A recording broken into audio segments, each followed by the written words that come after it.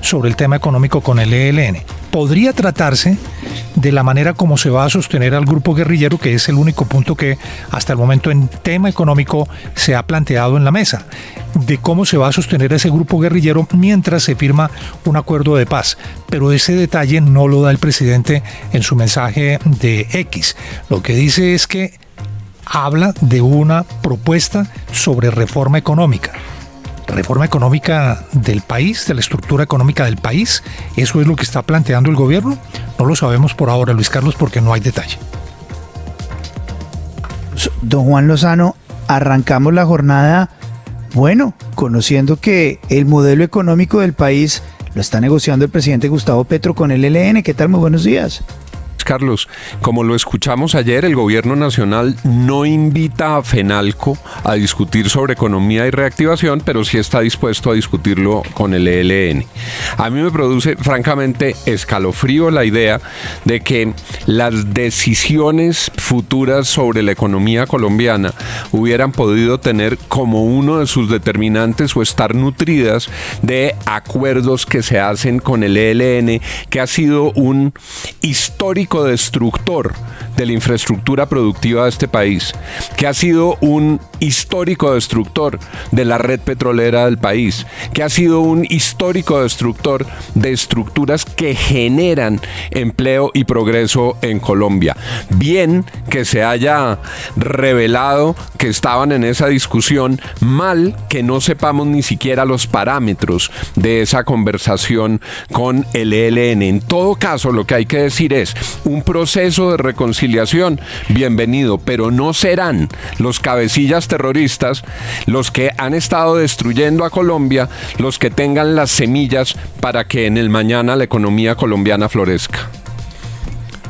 Don Juan, ¿uno puede negociar el modelo económico de Colombia por debajo de la mesa? No, y por eso este comienzo de revelaciones que hace el presidente deberían llegar hasta el fondo para poder establecer a qué se refieren con ese modelo económico, recordándole al gobierno nacional, con todo respeto, y al señor presidente, que la esencia del modelo económico tiene una definición constitucional, que la esencia de la definición de cómo se genera el crecimiento, el desarrollo, el bienestar y el empleo en la Constitución de Colombia tiene una definición de protección del capital privado y de la empresa privada. Recordándoles que el constituyente del 91 definió el país como un país de libre mercado, y eso no lo puede cambiar con ningún ELN, con ninguna guerrilla, requiere una modificación constitucional. Pues el comisionado para la paz, Oti Patiño, le restó credibilidad al comunicado del ELN rechazando la propuesta, comillas, confidencial del presidente Gustavo Petro. Escuchemos. Yo no estoy muy seguro de que ese comunicado que salió sea comunicado del ELN, porque no se refieren para nada a la contrapropuesta, al contenido de la contrapropuesta, sino al carácter confidencial de la misma. Y desde luego sabemos que en todo proceso de paz, en ocasiones, y la paz en primer lugar es una potestad del presidente, el presidente puede plantear una contrapropuesta emitida por parte de él, y desde luego y también determinar su carácter confidencial. Bueno, esas declaraciones de Oti Patiño ya quedaron desestimadas porque el propio presidente ya dijo que evidentemente él no tiene miedo de que muestren lo que él había negociado y, según él, aceptado por los empresarios del país. ¿Qué empresarios? ¿Quiénes son? La paz con el ELN vive su mayor crisis.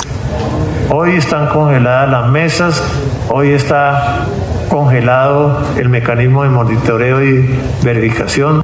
El ELN plantea otros temas con mentiras además. Dice que el gobierno no ha cumplido, dice que es necesario que lo saquen como un grupo armado organizado. La suspensión del secuestro que ya se ha pactado con ellos, de alguna manera la rompieron ellos mismos.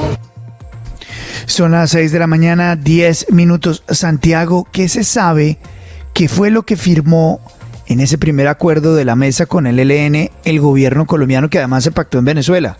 Pues Luis Carlos, fue un documento extenso en donde se acordaron los mecanismos y las logísticas especialmente para definir cómo iba a ser el Comité Nacional de Participación. El ELN trajo a este gobierno una propuesta que era no solamente debatir los términos de la dejación de armas, sino cómo involucrar a los sectores de la sociedad que ellos dicen también representar para transformar socialmente al país y también para transformar económicamente al país.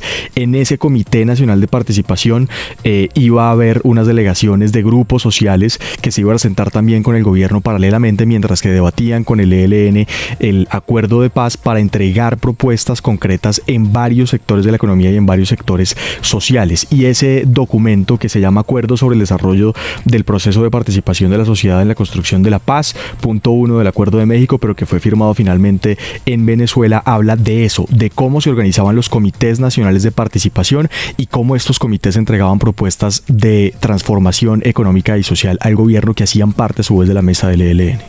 Pues quedamos con muchísimas dudas esta mañana sobre lo que el gobierno estaría negociando en términos económicos con el ELN y el modelo económico del país. 6:12.